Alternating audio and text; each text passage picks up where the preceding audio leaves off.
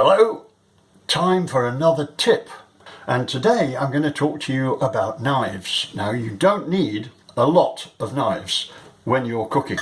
In fact, I manage with literally just two, and the way to make sure that you'll get, as I have, years and years of service out of these knives is to make sure you buy a good one right at the beginning. And a good one is a knife like this, where the stainless steel blade, if you can see, goes all the way through the handle, and then the handle sides are riveted onto it. Now, these are not terribly expensive. They're not much more expensive than a cheap knife where the handle has been stuffed into a piece of plastic and glued. It's razor sharp. And the reason that it's razor sharp is because I use this regularly, my knife sharpener. Ignore the broad one, that's for scissors. The narrow one, and I'm going to put it over here so you can see it, and draw the blade through 6 times. And I do this about once a month. Now, once you've done it, it's crucial that you draw the blade through something wooden, like this chopping board, and I'm going to just draw it down the edge. And that's because there are little metal filings all over this blade, and I can prove that to you if I wipe it on this kitchen roll. See it? Little bits of swarf as it's called. So that's my paring knife, and then for bigger jobs and for carving I have this beautiful Thomas knife. The whole knife is actually one piece of steel, and I keep this razor sharp in exactly the same way. Draw it down the piece of wood and then wipe it on the tissue to get the little tiny pieces of stainless steel.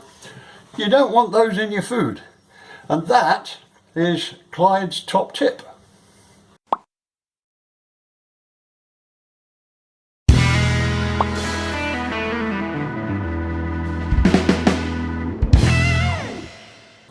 Now, I'm putting together a selection of my top tips, and today I'm focusing on beautiful, fresh granary bread, just as you bring it from the baker's. And you know, and I know, that that will never be that good ever again as it is right now. And so here's the way to preserve it, because I can't eat a whole loaf at one sitting, and I'm sure you can't either. So when I'm doing specialist dishes like my avocado toast with poached eggs, or a open Reuben sandwich, then I love to use really good wholemeal seeded bread that's fresh from the bakery, and that's what I've got here. So what I'm going to do is cut it in half.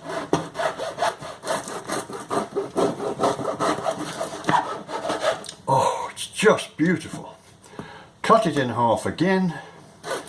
If that's too thick for you, that's fine. You can, of course, cut it a little thinner. And the thing to do, ladies and gentlemen, is place it in a nice big Baker foil Ziploc freezer bag. And I'm going to keep the one that I'm going to use today and put the other two, or 4 rather, in my freezer bag, seal it up about 80% of the way across, because at the last minute what we want to do is squeeze all the air out of it, as much as you can get. Squeeze it, it doesn't matter, the bread will bounce back. And seal that shut, and that is now almost vacuum packed. Can you see that? And that will keep in the freezer for as long as I want, 3 months typically, but I can open it up and take out one slice, and then I don't have to thaw out the whole loaf or waste it.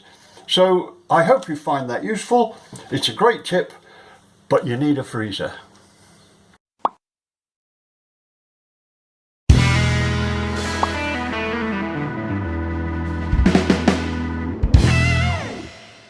Now remember, when you crack the egg, crack it on a flat surface. You can use the back of a knife, but the reason that you crack it on a flat surface is so that no shell will get into the egg, and therefore you can break it quite cleanly and be certain that there's no shell in it. Wallop.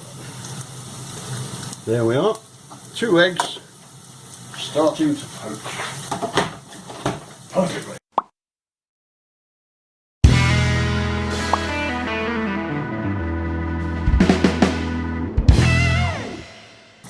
The next important thing to do is to slice my avocados. Now I want you to watch this because there's a good technique for this. How do I know my avocado is ripe? Because I can push this end in with my thumb and feel very little resistance. So I'm confident. Right, now then, circle the pit or the stone. Just circle it, and then the avocado will twist in half just like that. And then the way to remove the stone is simply hold it firmly, insert the knife and give it a wiggle. Look, see how easy that comes out? So now there are 2 ways to get the flesh out of this avocado. One way is with a spoon, and it's very easy. Look, literally just run a soup spoon under the avocado and out comes the flesh. It's as easy as that. I eat quite a lot of avocados, so I've invested in one of these. It's an avocado slicer, and watch what happens when I simply insert it into the avocado and draw it through, and there is my avocado sliced, ready to go, maybe on a salad or in any of the other ways which I use avocados, and I do use them a lot. Here we go again, look, just draw it through, wallop, and there we are.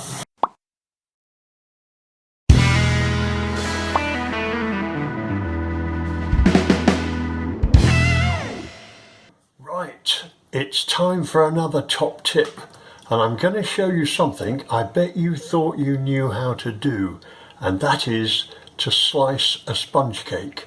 Now then, there's a knack to this, and I want you to watch very carefully. So here's our beautiful lemon drizzle cake that my beautiful partner has baked, and as you can see, look, I have made 2 slices, one down the middle and one just to the left of it. And then we're going to lift that portion out, put it on the plate, and we will have a slice each. And then, and this is the great part, you push the 2 sides together like that, and now the cake will not go stale. If you simply cut a slice out of it and leave a wedge-shaped hole in the cake, then it will go stale. But this way, the sponge cake stays deliciously fresh. Good tip? Yes!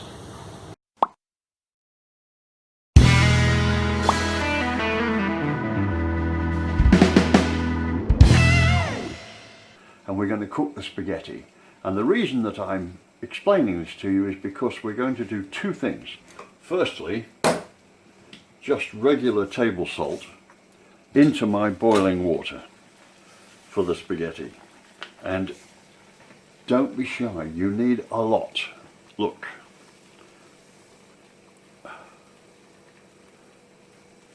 You want that water to be like seawater. That's the best way I've ever heard it described. And the reason that you put the salt into the boiling water first is because that's the only way that the spaghetti will take the salt. Now, how much spaghetti? Well, depending on how hungry you are, no bigger than your thumb. That's my recommendation, like so. That's about right. Now look, give it a twist and pop it in. And there we are. That, just give it a minute, it will soften and collapse into the pan all by itself. And then in 20 minutes time, when that is beautifully cooked, we'll serve it up. And I'll come back and see you then.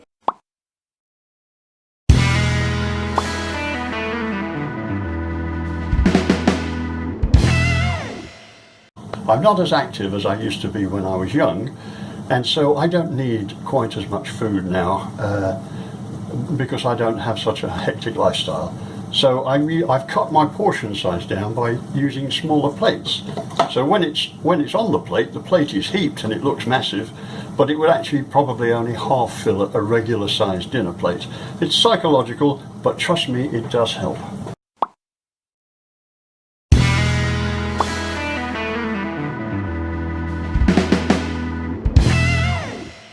Right, well, not only have I served up and eaten my delicious bolognese sauce with spaghetti, but I've got a load left over. And there's 2 or 3 quick tips you need to remember. The first is always write on the bag what's in it, because once you've frozen it and you look at it and you won't know what it is in a week's time, I promise you. So write on the bag. I'm going to put bolognese and Feb 21, in case I find it a little later and forget when I put it away. So look, just get a nice spoon and hold this over the saucepan and spoon it in. You could also put it into a freezer box, you know, the sort that you get with takeaway meals. Okay, there we are. Get a bit of kitchen roll and just wipe the lip of that bag, because there's a little bit of sauce smear on it. And there we are. Now, the other trick, once you've written on it, is to squeeze out all the air right up until just before you close the last little bit. As you seal this up, there we go, all the air's out of that now, and that's going in the freezer along with this bit of spaghetti that was also left. I've written on the bag, and there we are, a whole other meal for another day.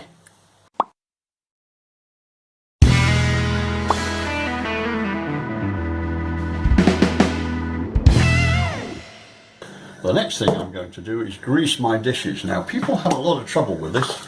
I don't, and that's because I buy my cooking oil in a spray. Now, I get this from Costco. This is canola oil, or as we call it, rapeseed oil. Same thing. It's a lovely flavourless cooking oil.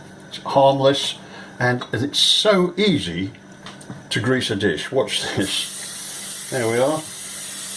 That's that dish greased, ready to go.